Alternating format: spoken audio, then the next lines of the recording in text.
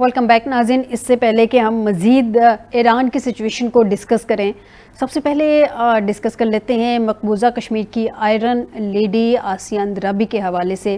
بھارتی عدالت نے معروف آزادی پسند کشمیری رہنما اور دختران ملت کی سربراہ آسیہ اندرابی کو ایک جھوٹے مقدمے میں عمر قید کی سزا ناظرین سنا دی ہے. بھارتی تحقیقاتی ادارے NIA کی خصوصی عدالت نے آسیہ اندرابی کے ساتھیوں سمیت جن کے ساتھیوں میں ناہیدہ نسرین، فہمیدہ صوفی کو بھی 30 برس قید کی سزا سنائی گئی ہے. آسیہ اندرابی نے ناظرین عمر قید کی سزا کو قبول کر لیا ہے، لیکن پاکستان سے عشق کرنا نہیں چھوڑا ہے. آسیہ اندرابی نے دختران ملت پارٹی کی بنیاد پاکستان سے الحاق پر ہی رکھی تھی اور 1985 میں انہوں نے کشمیری خواتین کے خلاف بھارتی حکومت کی جانب سے جنسی استحصال کے خلاف آواز اٹھائی تھی. ناظرین، آسیہ اندرابی نے اپنی جوانی کشمیری خواتین کی سماجی، معاشی اور تعلیمی بہتری کے لیے وقف کر دی تھی. ان شارٹ میں آپ کو تھوڑا سا بتا دوں، کشمیری حریت پسندوں کے حوالے سے بھارتی عدالت کا جو ایک گھناؤنا کردار ہے وہ کسی سے پوشیدہ نہیں ہے، نہ ہی کسی سے ڈھکا چھپا ہے. بھارتی عدلیہ محمد مقبول بٹ اور محمد افضل کو آزادی کے مطالبے کی پاداش میں تختہ دار پہ چڑھا چکی ہے.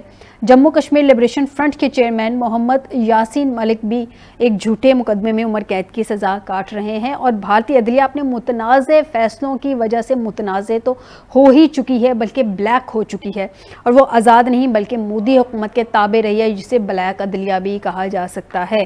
بہرحال جی، سب پہ پروگرام کے اس حصے میں پہلے ڈسکشن کر لیتے ہیں، پھر ایران کی طرف آتے ہیں. اسٹوڈیو میں ہمیں جوائن کیا ہے میاں سیف الرحمان صاحب ہیں. بہت شکریہ میاں صاحب آپ کا ہمیں جوائن کرنے کے لیے.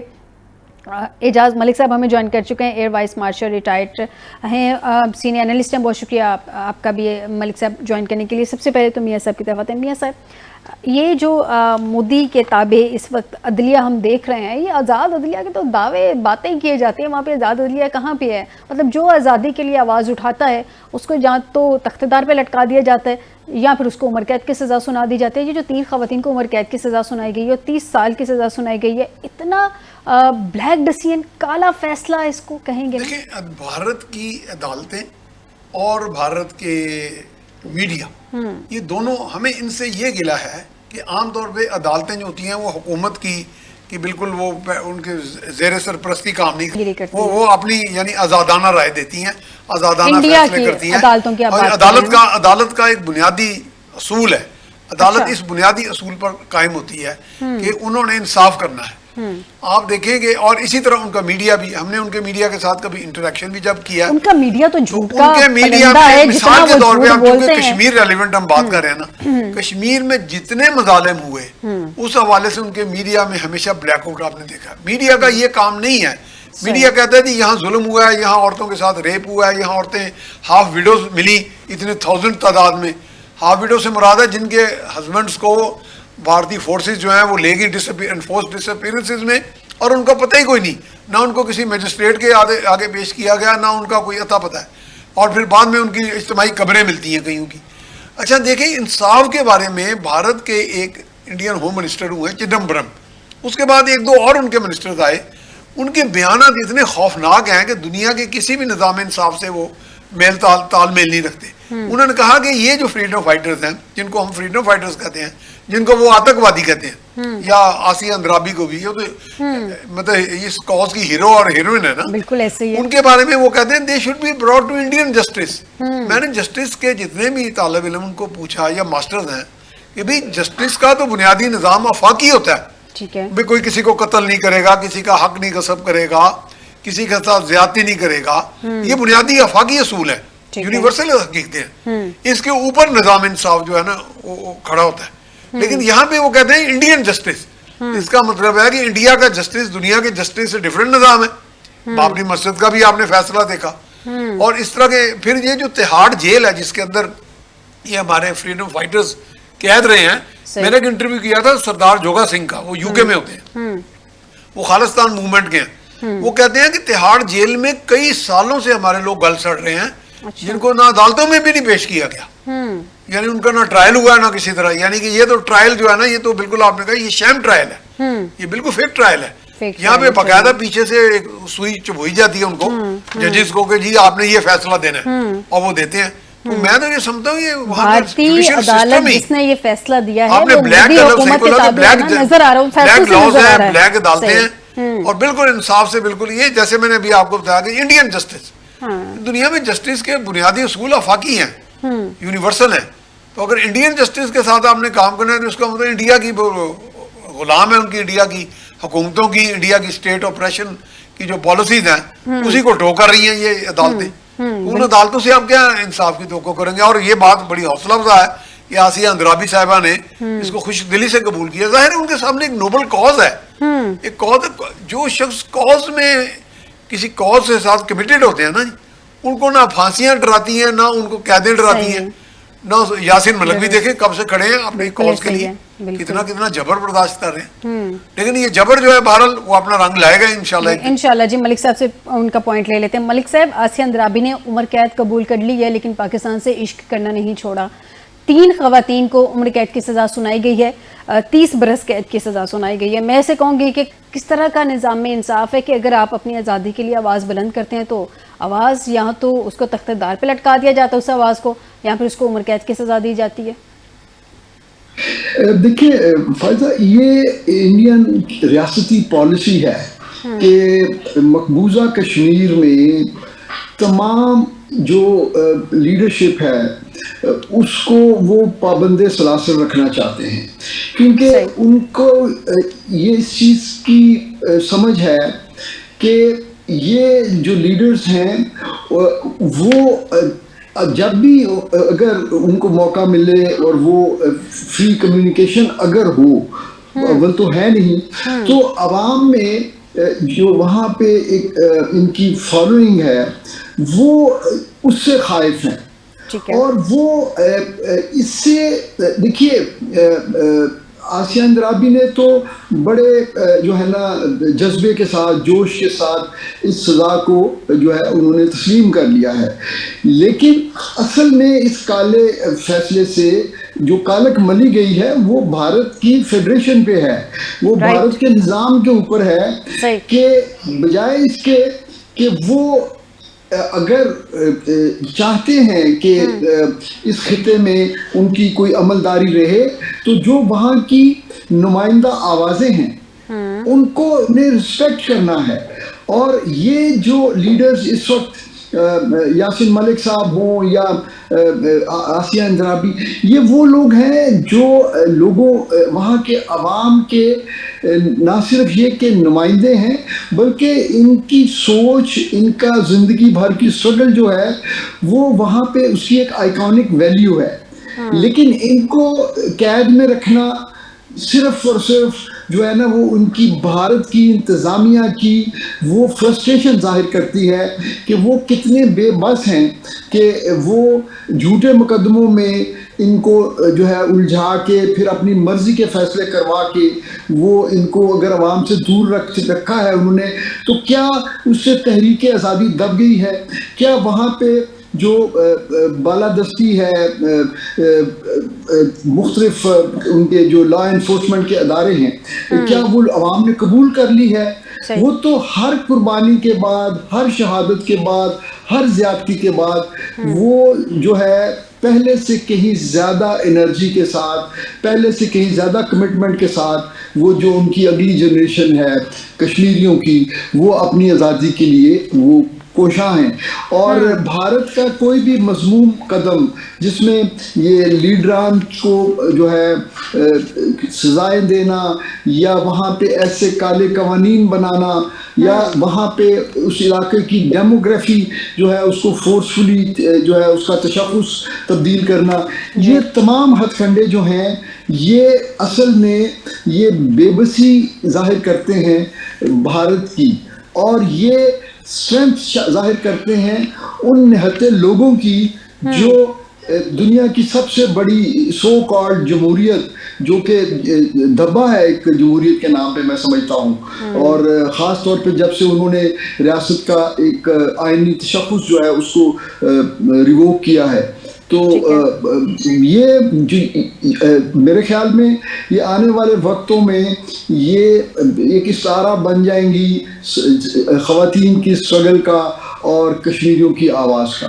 جی بالکل انشاءاللہ، اور ہم کشمیریوں کے لیے دعا گو ہیں، ان کی آزادی کے لیے دعا گو ہیں. تھوڑا سا آ جاتے ہیں مشرق وسطیٰ کی موجودہ صورتحال کی جانب. میاں صاحب، پاکستان مشرق وسطیٰ میں جنگ کے خاتمے کے لیے با مقصد مذاکرات کی میزبانی کے لیے تیار ہے. پرائم منسٹر صاحب نے یہ ٹویٹ کیا، اور جس کو ہم نے دیکھا کہ پریزیڈنٹ ٹرمپ نے اس کو ری ٹویٹ بھی کیا، لیکن ایران نے تو اس کو رد کر دیا ہے.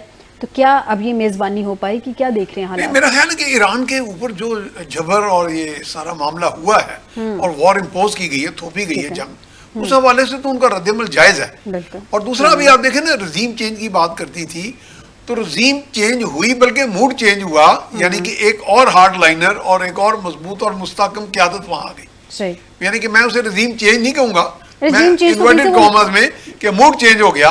موڈ چینج بھی نہیں، میرے خیال میں جو ایک پالیسی چل رہی تھی وہی پالیسی کنٹینیو وہ پالیسی بلکہ زیادہ مؤثر طور پہ زیادہ ہارڈ لائنرز آ گئے ہیں. ہارڈ لائنر، یعنی کہ میں سمجھتا ہوں کہ اگر وہ رزیم چینج بھی کرنا چاہ رہے تھے تو انہوں نے اپنی طرف سے رزیم چینج کر لی، لیکن اپنے لیے حالات زیادہ سخت پیدا کر لیے، یعنی کہ اپنے لیے زیادہ ڈیفیکلٹیز پیدا کر لی. وہ ٹھیک ہے، امریکہ ایک سپر پاور ہے، بے پناہ اسلحہ ہے، بے پناہ وسائل ہیں، دنیا میں ڈومینیٹ بھی کرتا ہے. آئی ایم ایف جیسے ادارے اور بے شمار ادارے اس کی ڈکٹیشن لیتے ہیں. اب دنیا میں کوئی 20 اور 30 سے زیادہ وہ رزیم چینجز بھی کرا چکے ہیں، اور آپ نے دیکھا کہ یہ باقاعدہ ریکارڈ کا حصہ ہے کہ تقریباً 80 سے زیادہ الیکشنز دنیا بھر کے ملکوں میں، 80 سے زیادہ ملکوں میں وہ الیکشنز میں بھی انٹروین کرتے رہے، مداخلت کرتے رہے. یہ ان کے ہاں رزیم چینج، قتل، ایلیمینیشن، اسیسینیشنز، یہ ان کا ایک وتیرہ رہا ہے.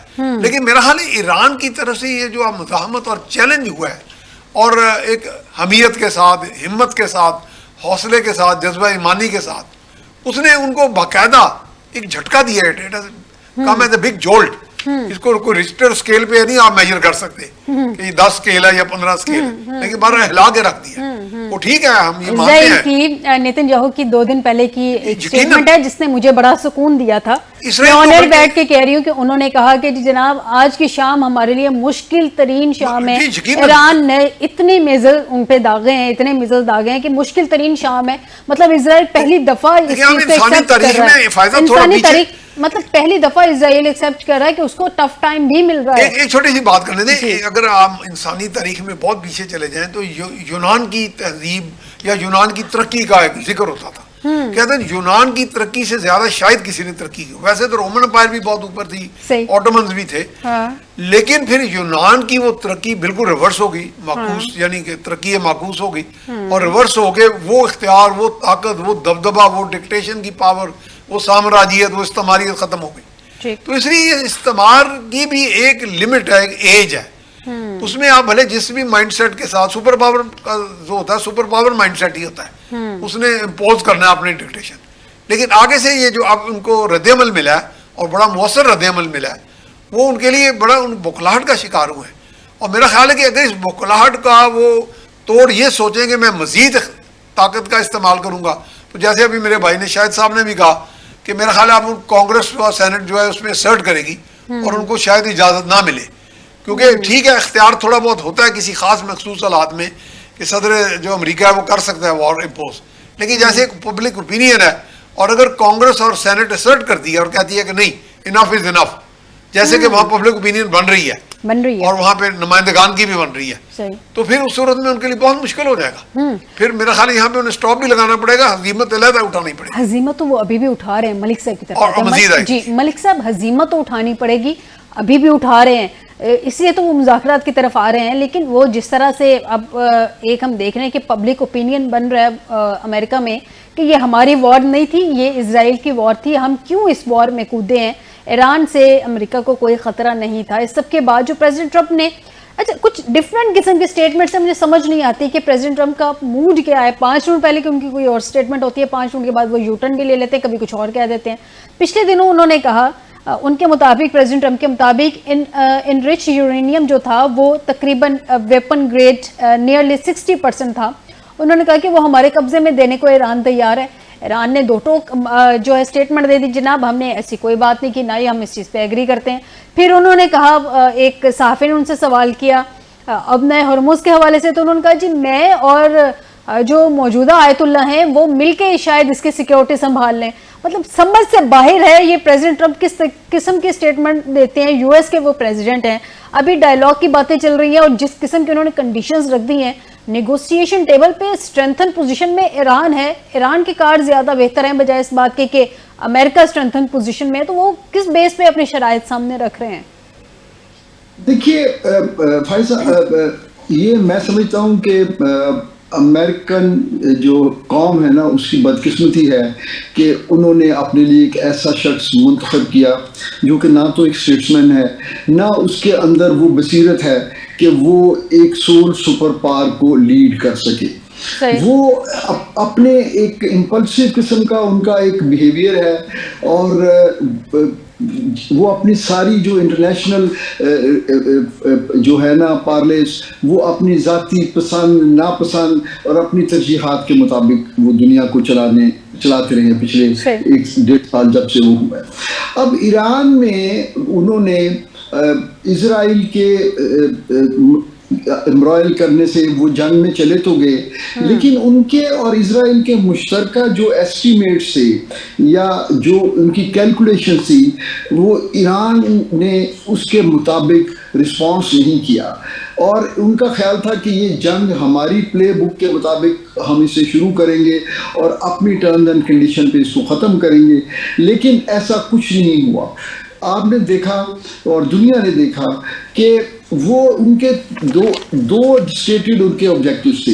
ایک جو بھی آپ نے ڈسکس کیا میاں صاحب کے ساتھ بھی کہ جی رجیم چینج, اور دوسرا ایران کی جو نیوکلیئر کیپیبلٹی ہے اس کو ختم کرنا. دونوں چیزیں جو ہیں, دیکھیے انہوں نے آیت اللہ خامنائی کو شہید کیا, تو وہ تو اصولی طور پہ ایسے جو نیوکلیئر ویپنز کے خلاف تھے, انہوں نے تو فتویٰ دیا ہوا تھا, لیکن نئی قیادت جو ہے انہوں نے ایسی کسی کمٹمنٹ کو انہوں نے ریوائیو نہیں کیا. وہ تو یہ سوال کرتے ہیں, اور دنیا اب یہ سوال کر رہی ہے کہ اگر اس خطے میں اسرائیل کو حق حاصل ہے کہ وہ نیوکلیئر کیپیبلٹی رکھے, تو یہی حق جو ہے ایران کو کیوں نہیں ہوگا.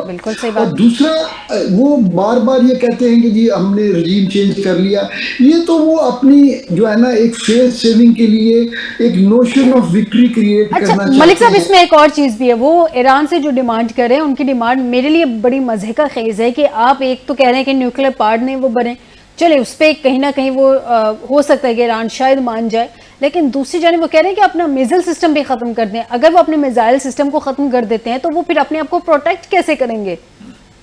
اچھا, ایران اس میں دیکھیں, جیسے آپ نے کہا کہ پریزیڈنٹ ٹرمپ جو ہیں وہ مختلف اوقات میں, بلکہ کئی دفعہ تو ایک ہی دن میں وہ ایک ہی سبجیکٹ کے اوپر ڈفرینٹ اسٹیٹمنٹ دیتے ہیں, لیکن ایران پہلے دن سے ایران نے اپنی جو اسٹیٹڈ پالیسی اور جو انہوں نے اپنے کنڈیشنز اور پیرامیٹرز رکھے, وہ انہوں نے اس کو عملاً بھی ثابت کیا, اور وہ اس سے 1 انچ بھی جو ہے وہ نہیں ہٹے. وہ پہلے بھی نیوکلیئر پروگرام پہ بات چیت کے لیے تیار تھے, انہوں نے کبھی یہ نہیں کہا کہ ہم اس کو ابینڈن کر دیں گے, انہوں نے کہا جی ہم اس پہ بات چیت کے لیے تیار ہیں. اس کے بعد انہوں نے اپنی ریڈ لائنز ڈیفائن کی کہ ہم کسی طرح بھی اپنے میزائل پروگرام سے دستبردار نہیں ہوں گے, ہم کسی طرح بھی جو اسٹریٹ آف ہرمز ہے اس کے کنٹرول سے دستبردار نہیں ہوں گے. اور اب وہ جو اپوز کر رہے ہیں سیز فائر کو, تو وہ حق بجانب ہیں. ایک تو وجہ یہ ہے کہ اتنی ساری قربانیاں دینے کے بعد, اتنی لمبی جنگ کو برداشت کرنے کے بعد, اور پوزیشن آف اسٹرینتھ پہ ہوتے ہوئے وہ کیوں کر اپنے ان اصولی موقف سے وہ کیوں کر ہٹیں. اور دوسری بات یہ ہے کہ انہوں نے تو بہت تواتر سے اپنے جو ہے فارن پالیسی اسٹیٹمنٹس وہ دیتے رہے ہیں, اور جس پہ وہ ابھی بھی قائم ہے کہ سیز فائر نہیں چاہیے, کیونکہ وہ انٹرسٹڈ نہیں ہے, وہ تو لمبی جنگ کھیلنے کے لیے وہ تیار ہیں. وہ چاہتے ہیں کہ اس مسئلے کا ایک حل ہو, مسئلے کا حل جس کی گارنٹیز ہوں, ورنہ ابھی یہ ایک اسٹریٹجک یا آپریشنل جو ہے پاز کرنے کے بعد یہ کچھ عرصے میں اپنے ریسورسز جو ہے ان کو ریپلینش کر لیں گے, ری آرگنائز کر لیں گے, تو پھر کچھ مہینوں کے بعد دوبارہ حملہ کر دیں گے. تو ایران تو یہ کہہ رہا ہے کہ اس مسئلے کو حل کیا جائے, اس کی کوئی گارنٹیز ہوں, اور جو کہ یقیناً اس خطے کے امن کے لیے اور دنیا کی اکنامکس کے لیے اس کا ایک پائیدار حل ہونا چاہیے. لیکن یہ ملک صاحب تھوڑا سا مشکل ہے, یہ میرے خیال میں تھوڑا سا مشکل اس لیے ہے جی, مشکل اس لیے ہے فائزہ کہ امریکہ تو یہ چاہے گا, کیونکہ اب اس جنگ کا جو ریپل ایفیکٹ ہے وہ امریکہ کے کنزیومرز تک جانا شروع ہو گیا ہے. بالکل صحیح کہہ رہے ہیں. اسرائیل جو ہے, مجھے ڈر یہ ہے کہ اسرائیل اس چیز کو سیبوٹاج نہ کر دے. سر آپ صحیح کہہ رہے ہیں. یہ کل جو میرے تک اطلاع پہنچی تھی, ملک صاحب آپ کی طرف آتی ہوں میاں صاحب, وہ یہ تھی کہ کچھ لوگوں کا خیال ہے کہ اسرائیل کی جو موساد ہے اس نے جب کسی چیز کو تباہ کرنا ہوتا ہے تو وہ کوئی خبر لیک کر دیتی ہے. تو یہ جو پاکستان ہوسٹ کر رہا ہے, یہ جو پاکستان ہوسٹ کر رہا ہے, یا یہ جو مصر کا نام اور ترکیہ اور پاکستان, یہ بیک ڈور بڑے سارے معاملات چل رہے ہوتے ہیں ممالک کے درمیان, معاملہ سیٹل کروانے کی کوشش کر رہے ہوتے ہیں. یہ ایک عام ڈسکشن میں آ گیا کہ یہ شاید موساد کی طرف سے اس چیز کو سبوتاج کرنے کے لیے یہ لیک کروائی گیا. خیر یہ تو ایک فیکٹر ہے جس میں بات کر رہی ہوں. پرابلم یہ ہے کہ پریزیڈنٹ ٹرمپ جو چاہ رہے ہیں نیگوسیشن کرنا, وہ تو چلیں مان لیتے ہیں, لیکن دوسری جانب ایران جو کہہ رہا ہے وہ بالکل ٹھیک کہہ رہا ہے. دیکھیں پہلی دفعہ جب ہوا تھا, پہلی دفعہ بھی ان کے درمیان نیگوسیشن چل رہی تھی تو اسرائیل نے اٹیک کر دیا. اب کی دفعہ بھی گارنٹر موجود تھے, وہ کہہ رہے تھے کہ آپ آپس میں بیٹھ کے بات کروائیں. سالس جو تھے وہ شرمندہ ہو گئے, مطلب ان کو سمجھ نہیں آ رہی وہ کیا کریں, کیونکہ اسرائیل اور امریکہ دونوں نے مل کے اٹیک کر دیا. اب کی دفعہ کون گارنٹی لے گا پریزیڈنٹ ٹرمپ کی کہ وہ آئندہ آنے والے وقت میں ایسی کوئی غلطی نہیں کریں گے, یا آئندہ آنے والے وقت میں وہ اسرائیل کو بھی نتھ ڈال کے رکھیں گے؟ اس طرح کی کوئی گارنٹی نہیں جا سکتی ہے. گارنٹی نہیں دے گا. دیکھیں یہی ایک ایشو ہے. ایک ان کی ساری شہادتیں اتنی زیادہ ہوئی ہیں اور اس طرح روتھ لیسلی اور بے دردی کے ساتھ, یعنی وہاں پہ ان کی شہادتیں کی گئی, ان کے قتل قتال کیا گیا, اس پہ ایک رد عمل تو ابھی ایک دم تو نہیں وہ ایک دم سافٹ ہو جائیں گے. اگر ہارڈ لائنر نہ بھی ہوں تو پھر بھی وہ ایک دم کس طرح سافٹ ہو جائیں گے. پریزیڈنٹ ٹرمپ نے سب سے بڑی غلطی کی, جو پہلی رجیم تھی نا, وہ عمر کے اس حصے میں تھی جہاں پہ وہ تھوڑا سا تحمل سے کام لے سکتے تھے. میں یہی کہہ رہا ہوں کہ موجودہ رجیم تو بہت جوان, وہ تو سمجھتے نہیں. کسی کا بھی آفٹر آل وہاں پہ انسانی جذبات ہیں, ان جذبات کے ساتھ آپ کھیلیں گے اور قتل قتال کریں گے اور ان سے پھر رد عمل بھی یہ لیں گے کہ بس ہم جو حکم دیں جی آپ ہماری شرائط بھی مان لیں, وہ نہیں ہوگا. ویسے ایک ماضی کا ایران میں تھوڑا سا ایک مسئلہ بیان کرنا چاہ رہا تھا کہ ماضی میں 1957 میں یہی ریپبلکن پارٹی امریکہ میں حکومت میں تھی, اور اس وقت غالباً آئزن ہاور تھے میرا خیال ہے امریکہ کے صدر. انہوں نے ایک ایگریمنٹ کیا تھا نیوکلیئر ایران کے ساتھ, ماضی کے ایران کے ساتھ, اور پھر اس سے 10 سال کے بعد ڈیموکریٹ پارٹی آ گئی, جو یعنی مختلف پارٹی تھی, اور شاید لندن میں جانسن تھے اس وقت پریزیڈنٹ. انہوں نے باقاعدہ ایک ریئیکٹر دیا تھا نیوکلیئر ایران کو, نیوکلیئر ریئیکٹر دیا تھا جس میں 7 ہائیلی انرچڈ یورینیم فیول دیا تھا. اچھا ہے تو وہ تھوڑی 5 میگا واٹ کی کیپیسٹی کا تھا.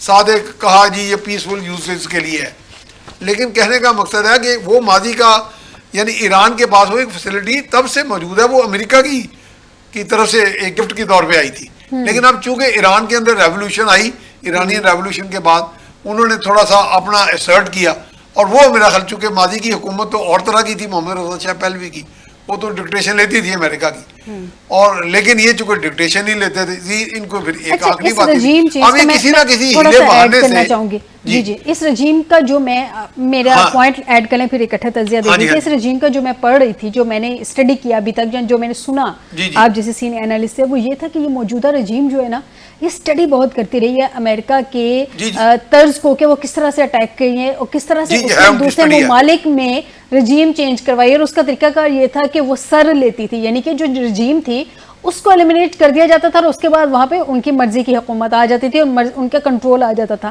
اچھا, اس میں ہم ایران کو اپریشیٹ کریں گے کہ ایران نے بڑی اسٹریٹجی کے ساتھ first year, second year, third year, fourth year, fifth year, یعنی کہ ان کے جتنے بھی لوگ ہیں, جتنے سپہ سالار ہیں ان کے, اگر وہ ایلیمینیٹ ہوتے ہیں, وہ شہید ہوتے ہیں, تو اگلا علم پکڑ کے آگے کھڑا ہو جاتا ہے.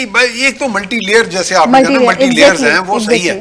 یہ ایران کی خوش قسمتی بھی ہے, ایران کی اچھی اسٹریٹجی بھی ہے. اسٹریٹجی ہے, اس نے اسٹڈی کی, امریکہ نے ایران کی تاریخوں نے مجھے لگتا ہے اسٹڈی کی ہے. میں انہیں ایران کے بارے میں کہتا ہوں کہ ہمیں کہتے ہیں جی ہمیں بیٹل ہارڈنڈ ملک ہے پاکستان, بیٹل ہارڈنڈ آرمی ہے. میں کہتا ہوں Iran battle and sanction hardened country ہے, یعنی پابندیاں بھی وہ فیس کر رہا ہے, جنگیں بھی فیس کر رہا ہے, اور اس طرح کا دباؤ اور جبر بھی فیس کر رہا ہے. اب کو کہ صدر ٹرمپ نے ایک اپنی طرف سے بیٹ ڈالی ہے کہ جناب ہم آپ کو 1 مہینے کے لیے ویور دیتے ہیں, آپ اپنا تیل بیچیں, یعنی کہ اپنی طرف سے وہ نرمی دکھا رہے ہیں کہ لو جناب, فائدہ تو ایران کو, لیکن میرا حال ایران آرام سے اس سے ایران کو فائدہ ہو گیا کہ اس کی اسٹرینتھ جو ہے وہ مزید اسٹرانگ ہو گئی, مزید اسٹرینتھ. میں وہی کہہ رہا ہوں کہ جب کوئی ایسی حکومتیں رہی ہیں, کئی ایسے ممالک رہے ہیں جو ترقی کے عروج پہ جا کے جب زوم میں فیصلے کرتے ہیں تو پھر ان کا زوال کا سفر شروع ہو جاتا ہے.